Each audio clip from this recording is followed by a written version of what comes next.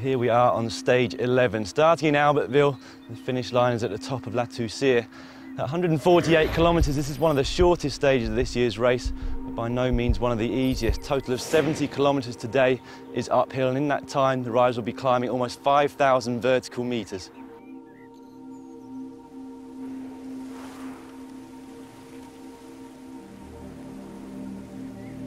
After 15 flat kilometres at the start of today's stage, I'm already on the lower slopes of the Col de la Madeleine. A massive 25.3 kilometres in distance. This climb peaks at 2,000 metres above sea level. Whilst the average gradient is 6.2%, it's actually the constant changes in that gradient which plays into the hands of the pure climbers. Guys who like a steady rhythm on climbs would already be put into difficulty early in the stage.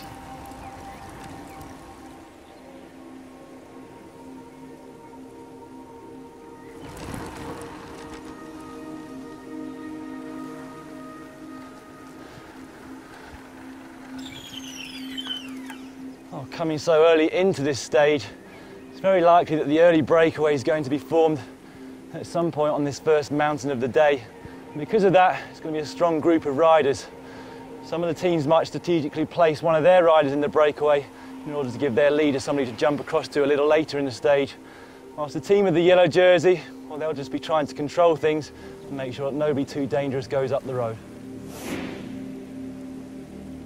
Couple of kilometres now from the top of the Col de Glandon, which leads immediately onto the Col de la Croix de Fer.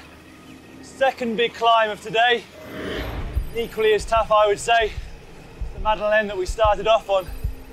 Best time on Strava up the Col de Glandon, it's just under an hour and a quarter.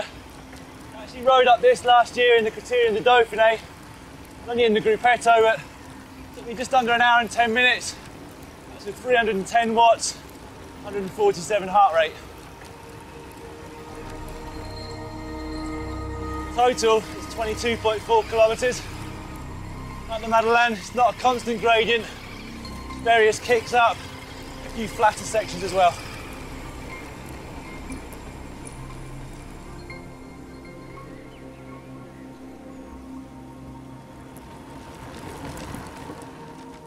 This is still about 60 k's out.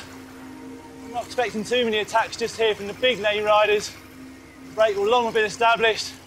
There should be a team setting a pace on the front.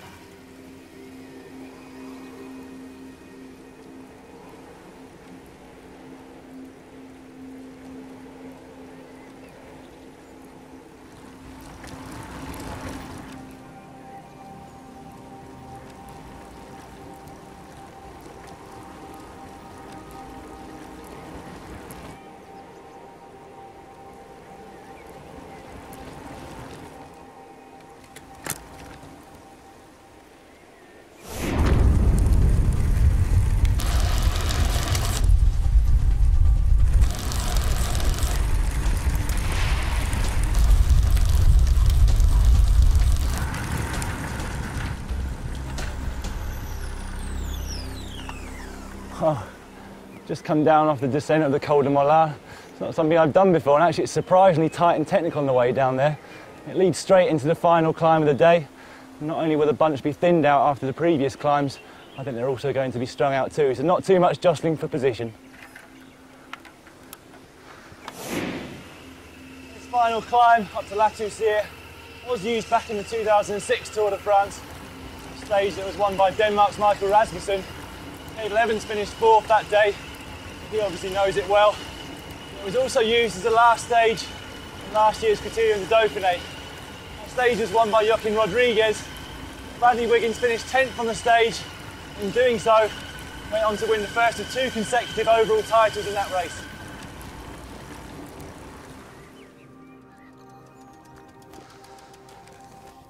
Well, I've just crossed the line here in La Toussière. This is one of two stages being used for the Étape de Tour series this year. This is where amateur riders get to ride along the same route as the professionals, and this stage is a real challenge, not just for them, but also for the professional riders. And I'm really looking forward to watching what should be a very exciting finish.